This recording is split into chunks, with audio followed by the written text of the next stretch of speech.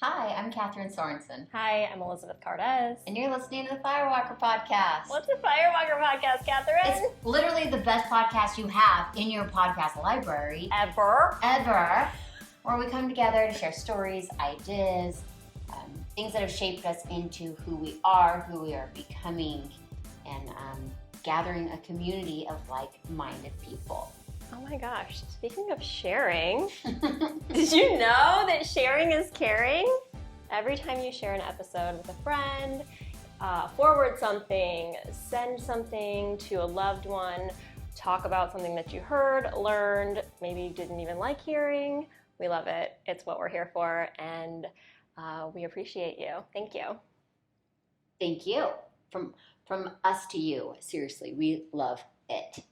And today, we are going to talk about leaving the Mormon Church. Yes. So we asked on our stories, it's probably been like 3 weeks now, for some topics that you guys were interested in hearing us talk about. And we were asked multiple times to hear more on this subject. So here we are. Yeah, I know that my family and a lot of my community are still in the religion, enjoy the religion, practice it, great things for them. And this is by no means a space that would damper that for them. But it also is a place where we can be liberated in thoughts and feel like there's other people that might be going through the same things that we're going through. There's absolutely people. So I just want to be very clear that this is my story and no way am I projecting that this is what anybody else has gone through or thinks or. It's not right or wrong, it just is. Yeah. Right. Yeah. So I'll start with, I left the church 2011. Yes. Where I'll tell the story later. But actually left, turned in written writing to say I've left the church. So there's a difference between just stopping going from church. That's what I was under the impression. When you say you leave the church, I thought of just churches I've been to in the past where you just stop showing up. Yeah. And that's the end of it. It's a lot different than that. It's to leave the church is written documentation, mailed to church headquarters. Even now I have friends that have had to use a lawyer to leave the church. I can't. So it's not there's a lot into it.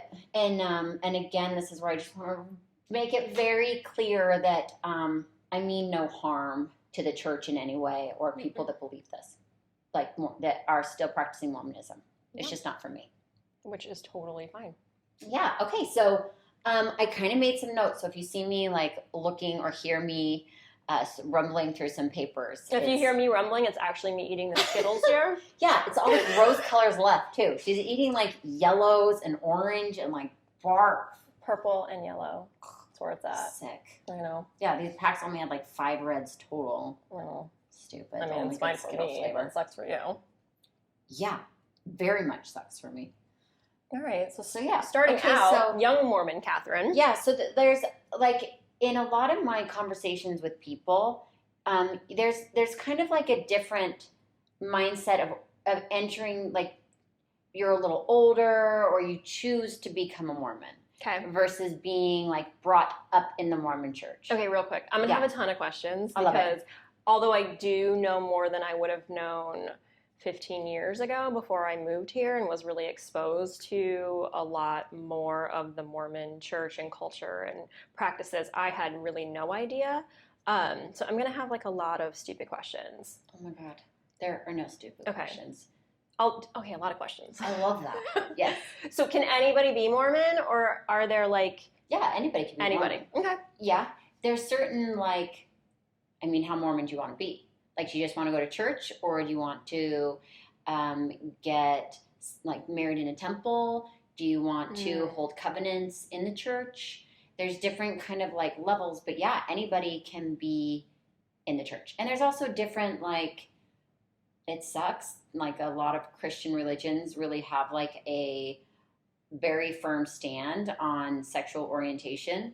So there's also like that's part of the I church's guess that's how I was stuff too. kind of like kindly asking. I think so. I felt like yeah. So no, not everybody can have all of the ordinances or I'm kind of rusty on the language of the church. It's really actually been quite a while for me. So from what I understand, and when I left the church, like if you were gay, you could not have like the priesthood or any sort of like higher than the priesthood. Got it. Okay. Even when I left the church, if you were gay, your kids couldn't even be baptized. So I don't know if that's been changed. I don't know if that's true, but when I literally I'm just dumbfounded by a lot of that So stuff. if I walked in off the street and I was like, I want to become Mormon, but then come to find out like I have a lesbian mother. I don't think I do, but does that mean that disqualifies me? I don't know. I think that since you're old enough and you're not in their like care and upbringing, you can be. Got it. But I think it's like younger kids wanting to be baptized before you're older. Got it. Okay. So like you today, I think so. I don't think that affects. You'd have to like truly believe. You'd have to go through like the lessons. Church, like missionaries come to your house. They give you like the lessons, and there's like a whole like protocol before you can get baptized. Okay. And then you'd have like your interview and make sure that like you're worthy. Oh, they would deem me not worthy. Well, there's lots of, do you smoke or do you drink tea or coffee or alcohol? Girl, I was out at like question number 1. Yeah, so there are certain things. So, okay, so like that's in the books. And I'm kind of like worried that like when I left the church, that was my impression. Okay. So now I don't know if we're going to get a flood of like, oh my God, because I do think this is going to open up. I think you're going to get a lot of, I just really hope I don't offend people by speaking my truth on here. And if I quote not facts, I sincerely apologize because it's the best of my knowledge. We can always update it later if there's something that's seriously triggering. And yeah, great. great. We can fix it, no biggie. Yes, let us know. So yeah, so I was born in the church. Yes. From a long line of Mormon families. So there's like, it's kind of like a bragging right on like who, like Parley P. Pratt was my great-great-great-grandfather or whatever, how many greats it took. Okay. And so it was like my parents, it was always a badge of honor for them to be like, we're from the Parley P. Pratt, or whatever. So we literally have been Mormon for a very long time in our bloodline. So we also lived in a smaller community in Utah. At the time, it was in Murray. We're no longer, which is not small anymore. But when I was growing up, it was a lot smaller than it is now. And the only people I knew were cousins, neighbors, people that were also Mormon and very like-minded in that belief. Like I remember having not Mormon friends and not playing with them because my parents, it was like you can't play with not the Mormon kids. I mean, I totally get that because as a non-Mormon family living around a big Mormon community, I have definitely felt that for my kids.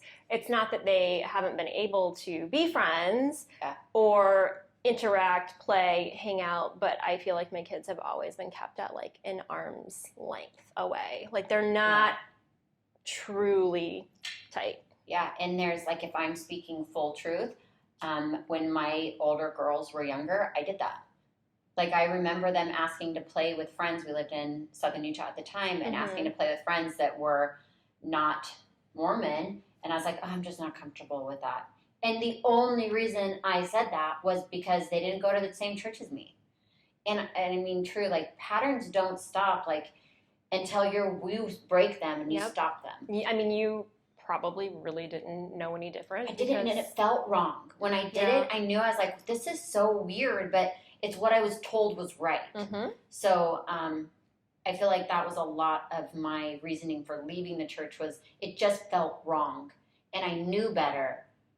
And the opportunity of choice, making my own choice, I just hadn't ever had my own choice when it came to stuff like that. Right. Or understanding that I did. Right. So that's kind of the beginning. And there's kind of a lot of like, some people are raised Mormon, like half-see Mormon, where they still kind of like would get gas on a Sunday at a gas station, or they would Oh my gosh. go Rebel. boating. I'm not kidding.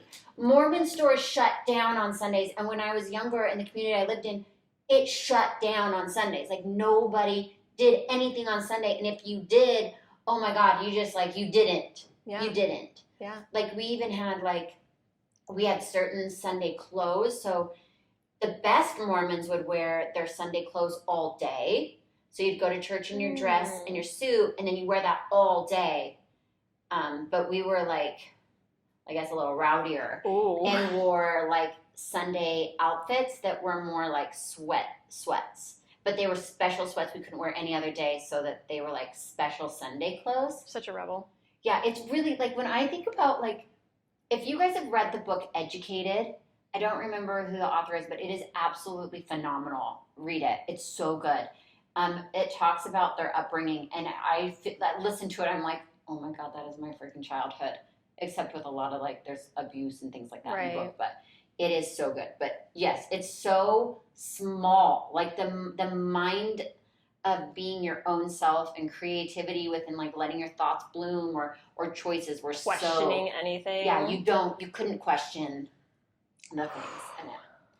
So yeah, so I feel like I wasn't exposed to a lot of outside things. Like we weren't allowed, and this is truly like my own experience. So it depends on how Mormon are you. Of course. And that's literally what like I felt like it was like. So we couldn't watch TV. Except G or PG rated movies. And this went up until, I think around 14, 15, I was like, this is ridiculous. I actually, growing up though, I knew a lot of people who didn't. Yeah, like no cable. They were allowed to watch movies only. Yeah, none. Yeah, yeah. None of that. So I don't think that's like specific to Mormon. Yeah. I don't either. But it was but again, like that's exposure to things. Right. So it was super not exposed. I think that too, for people not in the church, it is like the worst thing you can do. It's really hard for your family when you leave the church. Like it's not just, it's like it hurts them, which it hurts you. Mm-hmm. And a lot of people don't leave the church because it's going to hurt the family.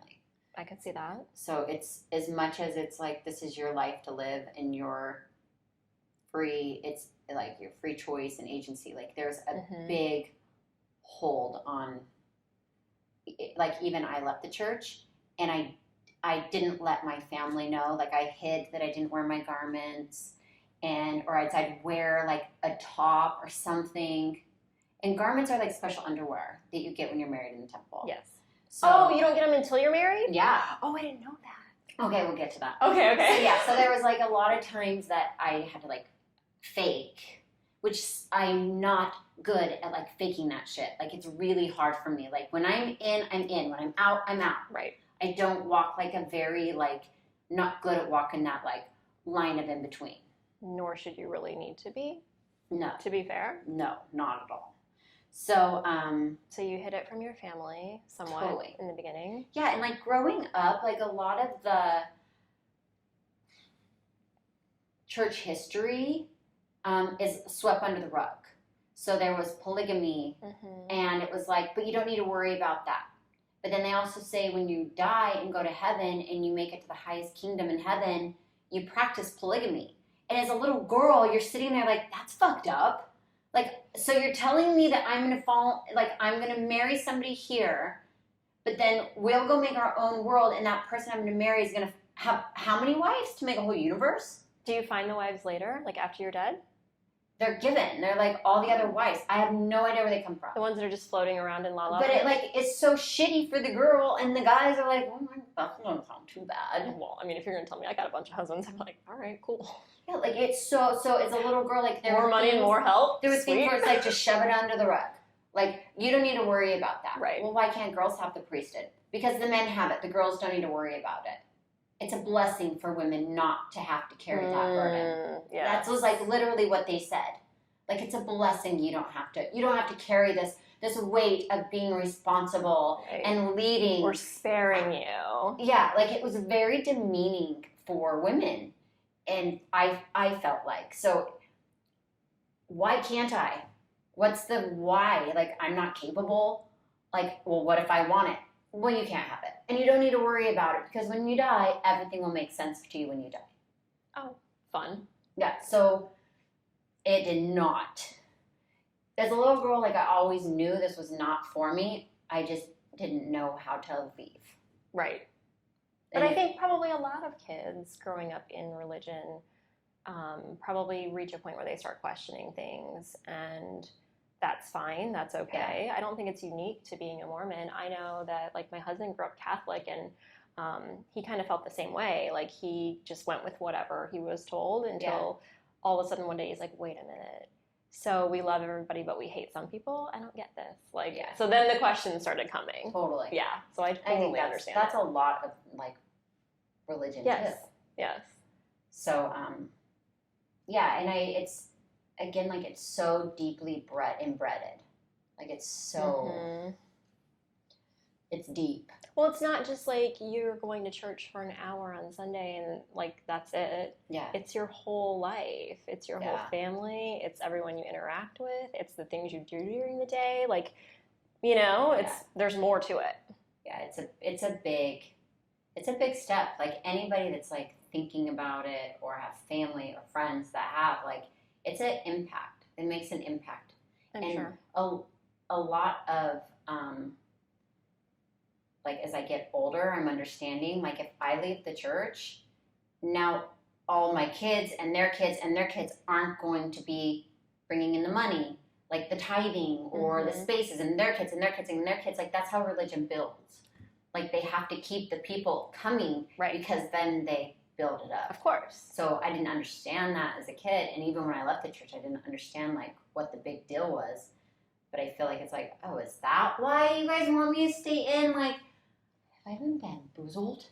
I mean, that's another thing. Like, well, we can get to that too. But part of, like, my why of when it was, like, time for me to leave the church was I no longer wanted. I didn't want the same fate for my kids as it was for me. In the sense of, like, if I didn't want to go to church as a little girl, I had to go to church. You didn't, it was you go to church or you don't live in this house. And it was like, well, I was too scared to be like, well, or would I live then? Right. I didn't dare stand up. Because, again, you didn't question anything. No. Do you have questions? I have tons, but keep going. Okay. I'm just going to interject them. So, yeah, I love it. Okay, so now, so I was a little girl. A lot of my life story, like, as a teenager, I have 2 teen pregnancies. I was kicked out of the church based on having sex and getting pregnant. Not really kicked out. They put me on what's called a disciplinary council. Okay. And I spent six months in, like, a probation state where I had to go to church, not miss, like, church meetings at all. I couldn't speak in church or say prayers. It was kind of like how bad you want back in, maybe. But it was, like, a way that they, like, they didn't want you messing up. Like, they didn't want you doing that. Right. So, like, I don't know what the purpose of that exactly was, but I did spend 6 months. That was after the birth of my oldest, Brooklyn. Do you know what would have happened if you didn't do all of that? Yeah, we couldn't get back into the church. But, like you said, it was so hard to leave. So would they have just, like, done all the paperwork for you? At that point, like, I had shamed my family at such extreme extents. Yeah. My family was really into the church, big time. And same with my partners, were really into the church. Right. And so us coming together and getting married, it made some of it right and some of it okay because we had the teenage pregnancy and the adoption, and it was like, oh my gosh, like, well, the 2 teenage pregnancies and the adoption. So at least we kind of mended it, but in order to get our family's, like, love and acceptance, we needed to be sealed in the temple. Okay. And our, like, for example, we got married civilly, and we'd shamed our family to such extreme degrees. My wedding was, I couldn't wear white. There weren't, like, flowers. Everyone was very sad and, like, those, like, I'm sorry. Like, oh, these kids. This is our wedding. And we're 18 with a baby. Sad. It was so sad. but that was part of like getting grace again into the church. And this was my family and the culture for my family. Of course, yes. So I know within the Mormon religion, there's, plenty of people that get married as teenagers with babies and have these grand weddings and all these things. Like, this was really just my story. Right, your unique experience. Yeah, so the wedding was so sad. So for me, leaving the church was not an option at that time, because I literally would have been kicked out of my family. Yeah. And I was not in a point that would have been okay. No, absolutely not. You were, 18? Yeah. And a mom? Yeah, I needed to be back in their good graces. And understandable. So I spent 6 months in probation. And then once that was done, since we were married civilly, it takes a year, or it did at the time. It took a year from the date of your civil marriage until you get sealed in the temple. Okay. And then getting sealed in the temple means that you're paying a full tithing, which is 10% of your income. Yes. You choose whether gross or net. Oh, based on, I didn't know you had a choice. Yeah, you do. But does it make you way holier if you go off no. gross? I was like, we did not make that much money. It's really not that big of a difference. And there's people too that paid tithing on their student loans even. So we'd take student loans out, and it was like, well, you're paying tithing on your student loans. That's not income. No, it's not, but it doesn't matter. It's still money to you. So there's different, where you're comfortable with paying. We did not. And thank God. Yeah. So, yes, so you pay 10% of your 10% tithing. Yes. Which, don't get me wrong, I think giving charitable donations is so magical and great. Absolutely. But that's part of be sealed in the temple. But a donation is at your discretion. Yeah. It's not required. To be part of the religion. Right. So, yeah, so the 10% tithing, Mm-hmm. the no drinking, no tobacco, no coffee, no tea. Caffeine was frowned upon, but, I mean, if you're a really good Mormon, you have caffeine Coke and caffeine-free stuff. Okay. That was another level of how Mormon are you? And so we were married in June, and in July of the next year it was sealed. Okay. And that's when you get sealed, you go through the temple, and that's when you get your garments. Okay. So you can go through the temple earlier, missionaries wear garments. Okay. Because they've gone through the temple and hold ordinances. So in the temple, you get these special ordinances, which are promises and gifts within So basically, girls couldn't have garments, is what it comes down to. No, we have garments. Oh, girls have garments. I mean, before you're married, because No. you guys aren't typically missionaries. Yeah, unless you go on a mission, correct? Right. So unless you go on a mission, you don't have your garments until you get married. Interesting. Yeah. I'm learning so much. Yeah, and garments were meant to be worn all the time. So, even, my mom's generation was, you only took them off to shower and procreate. You wore them all the time. You knew that was my next question. I know. I did. So is there, a hole in the crotch and you just based on, that? There were long john ones. There are long john ones you can wear. But typically, your garments are worn all the time. So, I remember my mom wearing her garments and putting her bra on top of her garments so that only her garments could touch her skin. I've heard that, yes. Yeah, I remember being this is so dumb. And I think I did it a couple of times and was the only reason I like to wear my bra on top of my garments was so I could pull my garments down and tuck them either in my straps of my bra or really pull it down so I could wear a scoop neck rather than just a crew neck. Amazing. Little tricks of the trade. I think I would need those tricks. Yeah, so that's part of holding temple recommend would be that. So I was a good little Mormon girl. I really gave it my best effort. I never went to what's called institute classes, which are kind of going to a seminary. Okay. And that's another thing in high school. You go to seminary classes, but it's a big deal if you don't graduate seminary. There's well, why didn't you graduate seminary? This is the Mormon community, talking about it. It's pretty tricky because there's a lot of good things in it. I don't think it's bad to get together as groups and study something that brings you joy and goodness. Absolutely. And so it's I kind of laugh at it because for me there's a bit of a wound. Yeah. And when I chuckle at it, I can feel better about it rather than being you know what, that was really shitty. Like wearing that was really hard, and I didn't like it Right. ever. And I didn't like my experience in the temple. So my first time going to the temple, they like sit you down and you're in a group of people, and there's like a peer pressure kind of thought, because they give you like, if you don't want to be here, now is the time to leave. Like you don't have to be here. You have mom and dad and grandma and grandpa and your soon-to-be husband and his parents. Like you can't get up and go. Are you serious? No, you can't. And they don't tell you. I know there's temple prep classes to go to, but they don't freaking tell you how crazy it is when you walk in the door and you're like, what am I doing?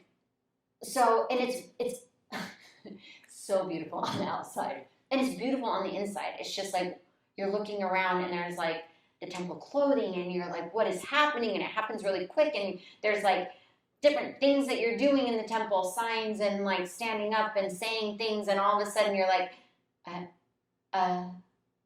shit, I'm moving fast. Like, I guess I'm in. Like, I can't say no now. Right. How do you leave? Yeah, So that happened. I just became a temple holding ordinance temple wearer, garment girl. Garment girl. So that happened. Can we go back really quick, just because I don't Yeah. think a lot of people, and myself included, I don't understand a lot, the seminary thing, because that's not a thing outside of like places. It is. They just do it really, really early, and they meet at somebody's house. Right, but I They mean, show like up the in way it school. is here, like it's just people Crazy. understand it. Yeah. I was like, why are all these kids walking across the street from school? I don't get it. Yeah. To a house. It's a church. It's a building. It's a Yes. building. So in Utah, Idaho, Arizona, states that have a very strong Mormon community. They have seminary buildings that the church owns, the property, the building. It's the church's separate thing. So the students leave the school, and there's 4 years of seminary that you go to, that you like graduate seminary separate from graduating high school. It's so mind-boggling to me. Yeah. But it's a separate, so you're studying your scripture mastery, so you're memorizing scriptures, you're going through like all the different books, the Doctrine and Covenants, the Book of Mormon. Since it's during your school day, like here, It's a wasted hour. but is it like an elective? Is it a grade? It's nothing. It's like so you couldn't be taking extra electives. Right. So say to graduate, you need X amount of all the classes. Right. Seminary is a blank, it's nothing. Okay. It means you're taking 6 credits instead of 7. Understand. Okay. So like you don't take the extra art or whatever. Whatever silly. You don't take the ceramics class. And you can actually take it early morning. So if you Okay. do need the credits, there's usually an early morning option. Oh, That you have okay. early morning seminary, and that would go from 6:30 until 7:30, and school starts at 7:45. Got it. Yeah, that whole thing blew my mind when I figured. That's out what we did. So my senior year of high school, my partner and I took early morning seminary so we could not go. Like we'd pick each other up, and then we'd just like not go to school for an hour. It was amazing. We could be together, hang out. Like I think we were rebellious because we'd be getting like a hot chocolate in the car and not going to school. So naughty. I know. We were really actually adorable teenagers. Like our naughty stuff is so nothing. It actually is really cute. It is really cute. Like we loved each other a lot and had sex before we were married, but it was nothing outside of just like true young love. Mm-hmm. So it was, I mean, I have nothing but like smiles and good memories about that part of like breaking the temple or church rules, like being able to like be with somebody you really love intimately outside of marriage. I to one their own that wants to not do that. But yeah, it's funny because I actually got like a text the other day from somebody that was like, okay, so this girl is getting a divorce. She's been a Mormon her whole life. She just needs to get fucked. Like,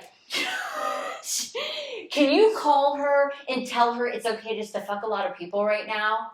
And I literally responded to the text like, I appreciate your concern. First of all, why are you texting me this? I know, and I really appreciate your concern, and you know what, but like what she chooses to do in her life is up to her, and if she wants to call me, we can talk about leaving the church, or how this feels going through a divorce and being in the church. I am more than open for a conversation, but it was such a like, oh my God, like, is that what people think? Like, just because you've been Mormon and you haven't had this wild, crazy sex, that now all of a sudden you're like, now it's time to wild, crazy sex it up. Right. So, like, no, I don't. So, I just think that, yeah, I just brought on that story of being like, to one, their own. Of course. But there is definitely, like, just because you leave the church doesn't mean that you're dying to go get drunk all the time or have whatever, like, ecstasy, drug parties, and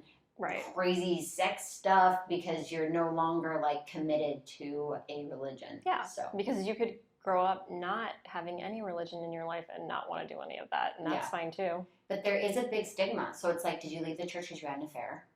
Oh, but I kid you not. Like I kid you not. Like I promise you that people are going to think you did things like that because this religion doesn't fit for you. I promise. So there is like being like, you got to be prepared for questions and things that like people ask in ignorance. And for a long time, like when you leave the church, it's almost like it's the last straw. Like I've had enough, I'm done, I'm out. Like people kind of get fed up when there's resentment and there's a whole bunch of other things leading up to like, I'm done.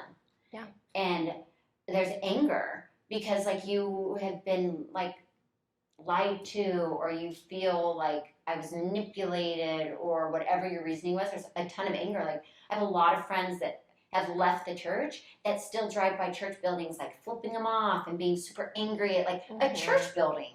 Right.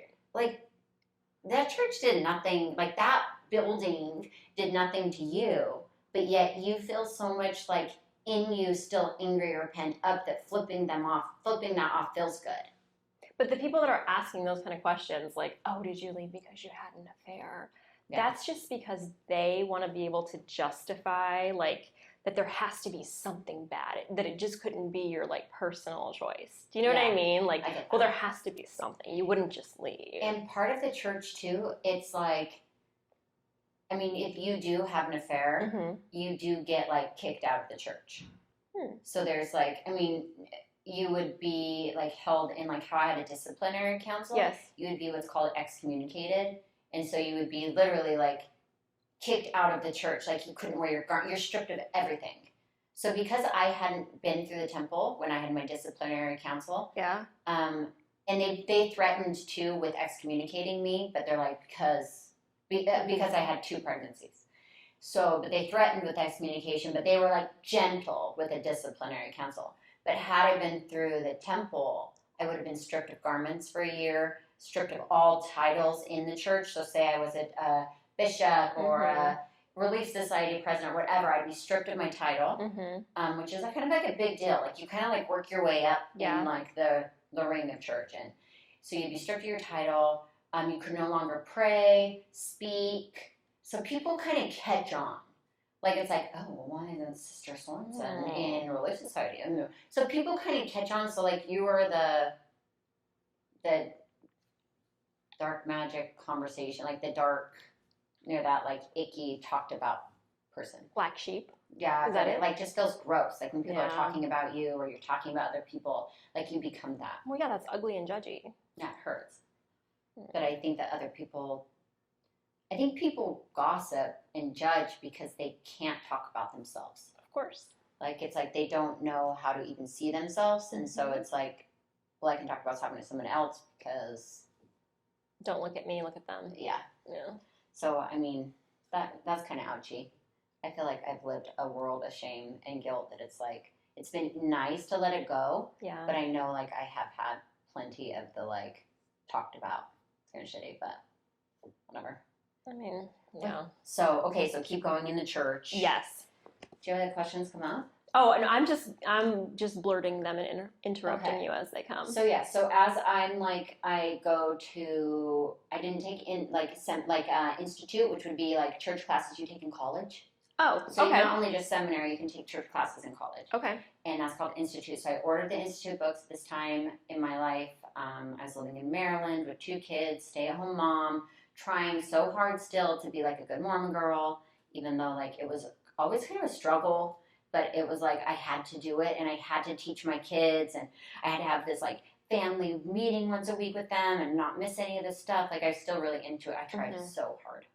And so I really, really gave it my best effort up until probably 2009. Okay. And I just was like, I'm sick of this. Like I couldn't do it anymore. Like that was my like breaking. By 2011, I had physically like given papers to leave the church. So 2009, I kind of like, what is coffee? Like I remember my first adult experience, like I wasn't around coffee. Like I was telling you earlier, like as a kid, like I didn't ever see anybody drink coffee. I didn't see anybody like drink alcohol. And then even as a teenager, like I was pregnant and married, I never saw people go party. I never saw people. Right. I didn't even know what to order at Starbucks. Like I remember thinking like, what do I get as a coffee? Like I remember looking and being like, what's a latte and a cappuccino and a like frappe? Like I didn't know how to say the word. Right. I didn't even know what it was. And so I remember I was in Southern Utah at the time and being at a coffee place, and they know, like they see it all day. Sure. Like here's the little Mormon girl taking her first cup of coffee. I'm trying to play it cool, Like, we're gonna pop this bitch's cherry. Yeah, I remember getting just like a black coffee and being like, this is disgusting. Like what is this? Yeah, but of course I was like, I gotta drink it. Such a rebel.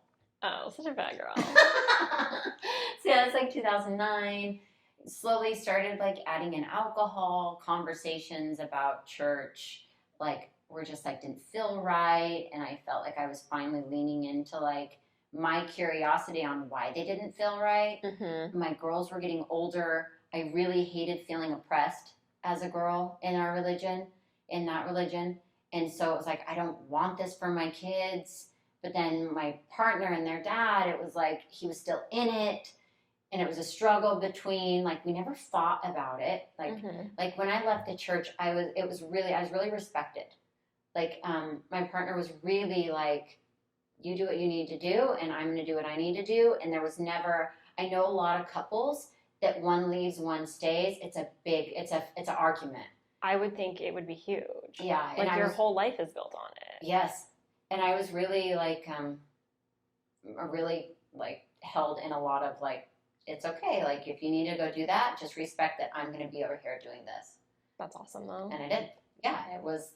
And what was tricky about that though is I did see too my daughters kind of stuck in the middle. Yeah. Because I told them for so long that this was right and it was the way they had to do, and they couldn't even play with not Mormon friends, and this was it. And no longer did I believe that. Now they're stuck in this like, well, you told me it was right, Mom, and now you're telling me it's wrong. And I mean, I had one daughter really struggled with it, and another one was like, sweet baby Jesus, like, I'm out. Like, she never went back. The minute I was like, I don't care if you go to church anymore, she's like, I'm done. I think she's atheist to this day. Yeah, she's just like, I'm out. I don't care. Like, never going back. Yeah. And so, it's awesome. Yeah. And then, yeah, another one is kind of like, oh, whatever, I don't care. Like, they don't, one way or the other. Yeah. But I really left, it was a big, big thing for me to, like, get my daughters out of there. So, originally, did they just kind of, like, other than the one who was like, yes, did they just kind of keep going along with it? Yeah, because Dad was going along with it? Yeah, they totally. Yeah, they went to church with Dad. And for a long time, so leading up to 2011, so from 2009 to 2011, I would only go to what was called sacrament meeting, which was like a group where everybody met together. So families would all sit together. Okay. So dad, mom, kids all sat on like a bench together. And there was like talks or testimonies and songs and prayers. And then you'd split up. Okay. So then it was like the youth group would go on, which would be like primary or young women's or young men's. And then the women would meet together in Relief Society, and then the men would go to priesthood. Okay. So then because church was 3 hours, So there would be an hour. This is like on a Sunday? On a Sunday. Okay. So there would be 1 hour sacrament meeting, 1 hour youth groups, and then 1 hour youth group and individual men and women, and then men and women would come together while the kids went to classes. Okay. And so I went to like that family time, but like that's all I could do. Like I would like go hang out for an hour and then leave and come back and pick them up. Mm. So that was kind of a couple of years of like I could only handle going to sacrament. And then 2011 came, and I just like I shared with you kind of the reasoning, which I'm not going to share on our podcast right here, but it came like a hard reckoning, like a big line was drawn, and I felt extremely like pushed one way or the other. Like it was like the issue for me, the big issue was my neighbor, Bill, who's a painter down the house, told me that he was responsible for my spiritual well-being because of his calling in the church. Like, how am I not capable as a 30-something-year-old woman at the time to be in charge of my own spiritual well-being? Like, I know what's right and what I need to do. Like, I was so like, at that point, like that was the straw that broke the camel's back. Like, you are not in charge of me. Like, No. I am in charge of myself. And this is between me and God and my family and whatever. Like, my spiritual well-being has nothing to do with Jim the painter down the street. I thought it was Bill. Bill, whatever. I actually don't remember their names. But, like, it had nothing to do with Right. this, like, neighbor. Yes. And so I just was like, how do I leave the church? Because I remember looking at him and being like, I don't want to do this. I think I'd just be like, yeah, that's no.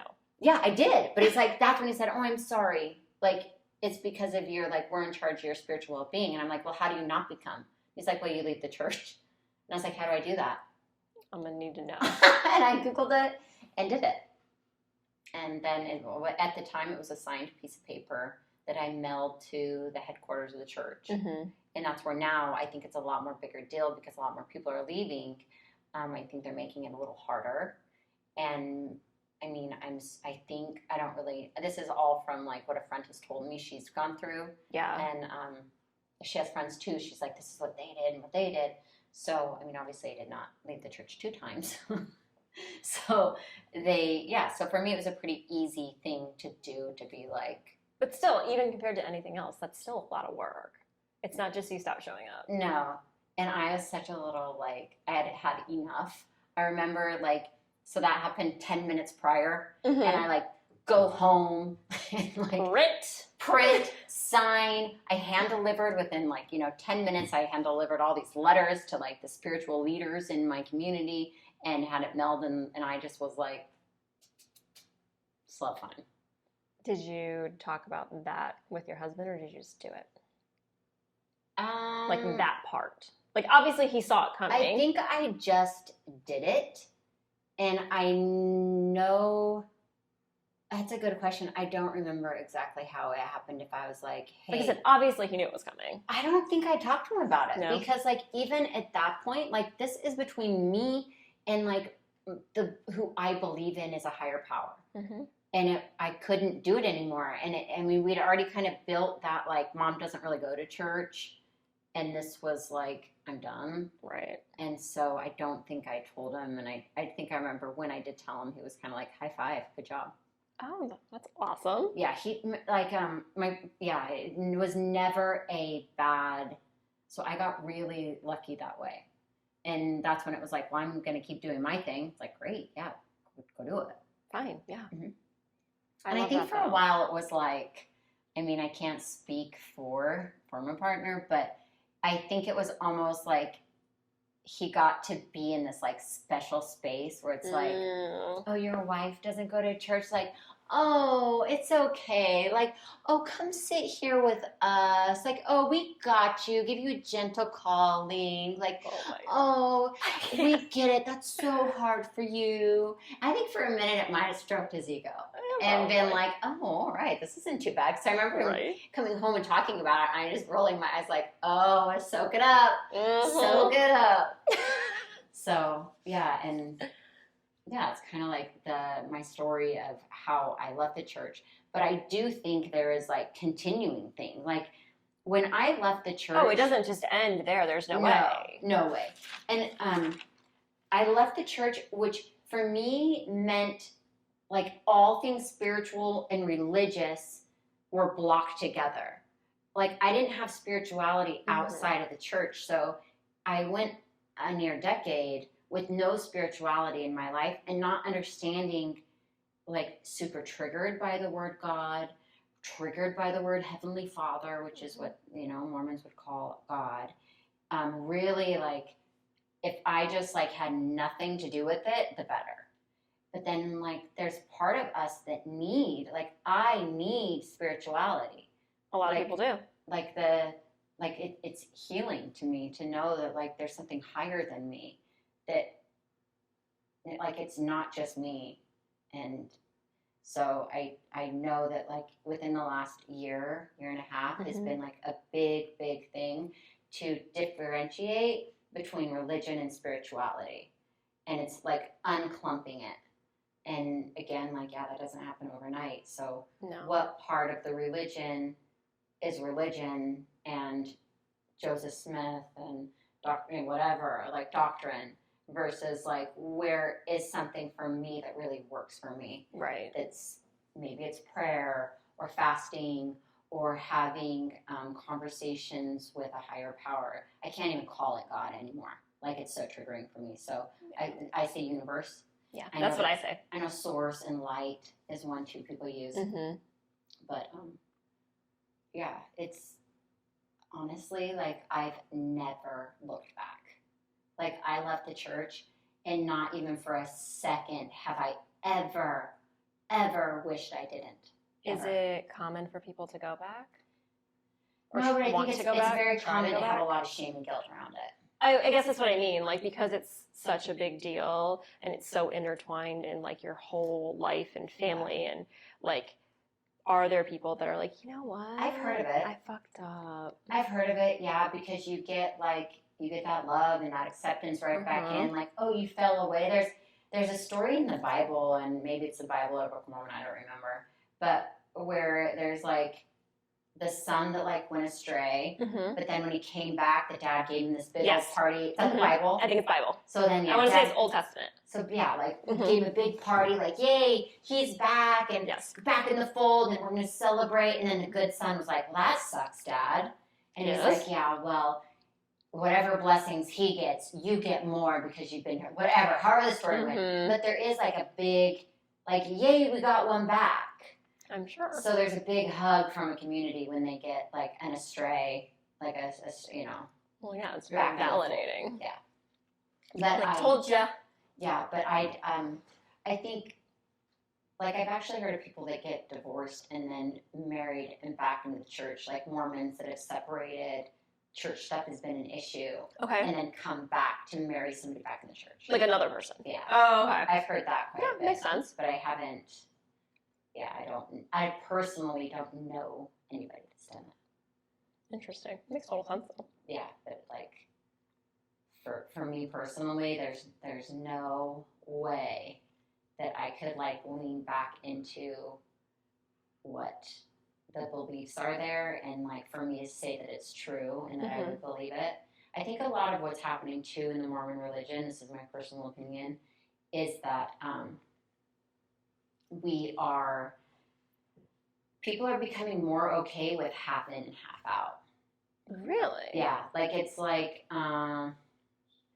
this part is okay, but this part isn't, and they're okay with like that being. I think the Mormons in general are seeing more like letting more things slide. Kind of like, okay, like we're not gonna like have such a like fit about drinking coffee or whatever. Okay, I do have a question about that. Yeah. Is it that it's coffee or is it because it's hot? In the Book of Mormon, it says hot drinks. So that's also why tea got lumped into it. So then people say, like, but then it's coffee because it says because caffeine? Tea and tobacco. Does the Book of Mormon say coffee? I don't know. Coffee got lumped in there. I don't know. But it is absolutely no coffee. Because I do know Mormons that think it's okay to drink cold brew, but not, like, traditionally, like, out of the fucking Keurig. It could be hot. I don't know. I don't know where But because it was is. never hot, it's fine. I don't. That's definitely walking a fine line. Those Mormons are tiptoeing on a very slippery slope. And then I remember we went out to dinner. My husband's former boss was a bishop, I believe, and his favorite restaurant, like he took us all out, whatever, and he bragged about this dessert. You have to order this cake, blah, blah, blah, blah, blah. As we're sitting there, no. But as we're sitting there and he's hyped this thing over and over and over, he looks at the menu and somebody like says something, well, you know that's made with espresso, right? It was like some kind of like triple chocolate volcano fucking unicorn penis. I don't know. So like he was like, and right there he's like, oh, I can't have it anymore. Yeah. And I was just like, oh my not even like. You're not even drinking coffee, I don't understand. Yeah, I didn't for a long time either. Like a coffee jelly bean even. I just didn't know. I just played it safe. Like life would be so sad when without tiramisu. when I'm in, I'm in. When I'm out, I'm out. Like when I'm in, I'll play by the rules. No, I'm like that too. So like, I totally understand it. It was like I just didn't. But one, I was like kind of embarrassed for him. Like, oh my gosh, this has got to be mortifying in front of everyone to like be like, just kidding. I know I've hyped you guys on this shit. Well, you guys all enjoy this really good dessert. Well, I wish I could still be eating some. Let's get the cheesecake. Yeah. Get a milkshake. Yeah, it's definitely I feel like if the church could amend some things, right, that would be nice. But I also think like, why? Like when you're in it, you're in it. Just you play by the rules. You do what they say. But the world changes. I feel like before they adjust the tea and tobacco, I mean, if they could get some of the like acceptance of somebody that chooses a different sexual orientation than absolutely just straight. Yeah. I think like that would be a area in the church that could definitely use a little hug. So I have a friend, and he lives in California, and he grew up Mormon, and he's gay, and he's in his second marriage. His first partner passed away, and he actually goes to a Mormon church in Berkeley that is gay friendly. Really? Yes. He is like their music director or whatever, so he can't go to the temple. So he actually came here when this temple opened, and it was like open to the public for 3 weeks. We did the tour or whatever. So pretty. He flew here to stay with us so just he could see it. to go in the temple because he can't go in and he's so sad about it. But he does attend a gay-friendly Mormon church in Berkeley.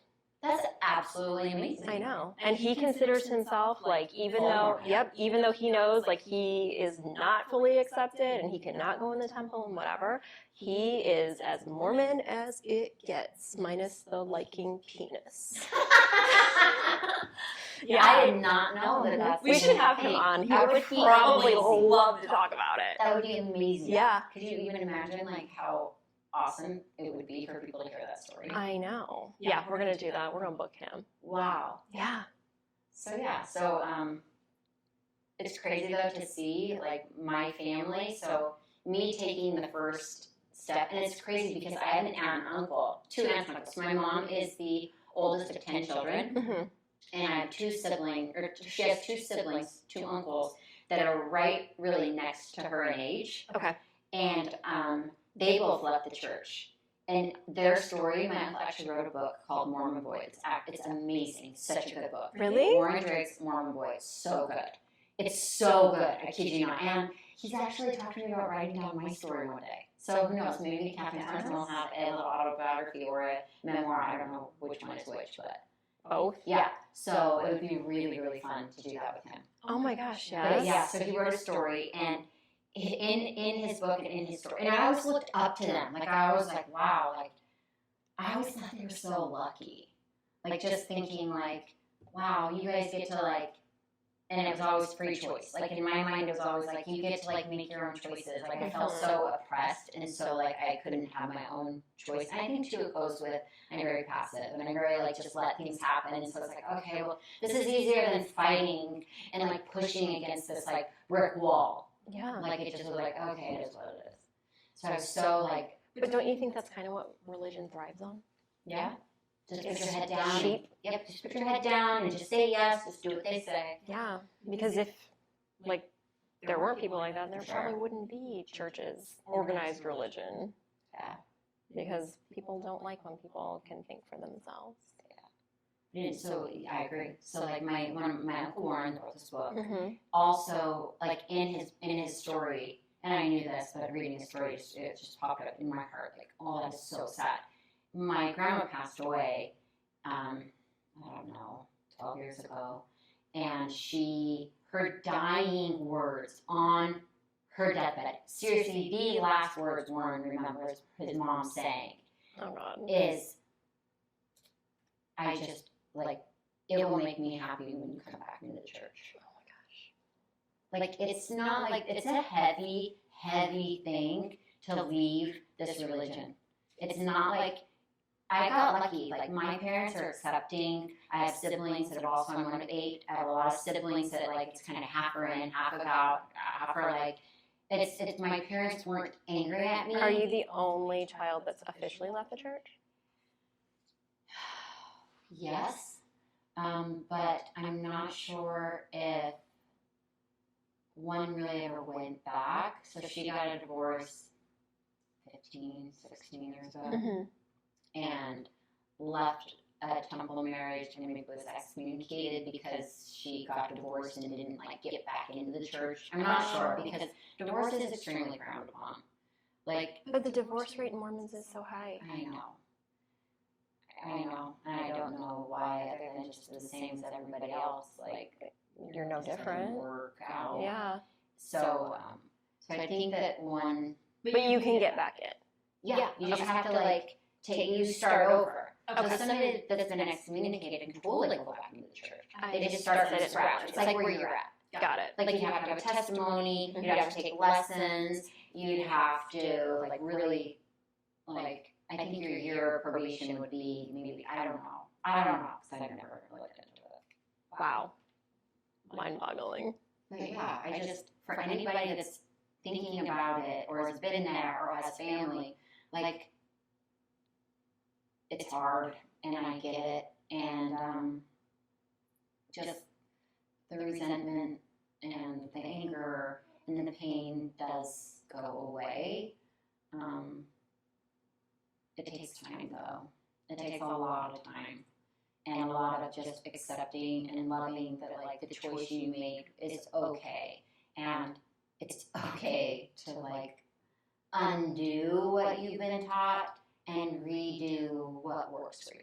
Like how this religion and spirituality, like, it's okay to undo but like find the pieces that what did you lean into, like being curious about what it was in that religion that really served you and that you liked, because people say it's like, well, I like these things. Like, You can you can do those outside the church if there's a reason you need to leave the church. It's tricky. Wow. But I'm sending love to all the humans that are the in-betweens right now, or the outs, or they don't know what to do. Yeah, I literally, like, will hold your hand and talk to you, or however you need to, like, be, because it's not an easy gig. It's really not. No, but they're also not alone. No. And nowadays, too, this is probably more the norm to leave than to stay. Wow. I feel like I can't, all, like, friends I have, and sometimes I'm blown away, like, it's like they live this life outside of religion, and it's like, oh my gosh, let's go grab a drink. It's like, oh, but I'm Mormon, I don't drink. I'm like, I literally thought that you had left the church forever ago. Like, oh, okay, like, well, I meant soda pop. Want to drink a soda pop? I meant lemonade. Yeah, it's like, oh, okay, so I just, yeah. I think you can live one way and have another way too nowadays. Of course. Probably then too. That's free will. Yeah. So yeah, there it is. That's good. Any other, I'm trying to think of, like, I feel like there's probably going to be a follow-up to this. oh, I hope so. Because I feel like we're probably going to have a lot of conversation, and maybe I can also facilitate the other conversation with my friend who's gay Oh, yeah. and Mormon. I think that would be really interesting. I love that. So maybe that can be our part two. I'll talk to him. That would be amazing. And then we can close the loop on anything that we either Yes. spoke about Yeah. or were I incorrect. apologize. It's been a long time since I've had a Mormon pressure class. Obviously. Yeah. Oops. Well, it's not my life anymore, so. No, it's not. Yeah. And, yes. So thank you for listening. Yes. Thank you for being here. And thank you for sending us the idea, because we probably would have gotten to this conversation eventually, Yeah. but like you guys talking to us is really what facilitated today. It's true. So It's thank nice. you. This is my first platform I've ever, I don't think I've ever talked about it on social media. I've said things about the adoption, and said things, there's been certain conversations I've been really open on, just mostly because I don't know how to do that. I don't know how to be and I left the church, and because I was angry for a long time, I was fuck off everybody, Right. so I think even just being able to be this space and you guys letting me do this is really nice. And caring. Yes. Thank you. We Yeah. love that. So, email us, firewalkerpodcast@gmail.com. I feel like we don't have to say email us. I think we're going to be emailed. Yeah. I probably think you're right on that one. Yeah, but it's okay. Yeah. All conversation is good conversation. Yeah, hopefully. Well, yes, obviously, yes. And I hopefully we do get emails on this. And you can find us on Spotify, Apple Podcast, Google, Podcast. YouTube, Yeah. Facebook, Yes. Instagram. Yeah. All of that. Yes. So tomorrow is yours. Thank you for joining us today. Thank you. We love you. Bye.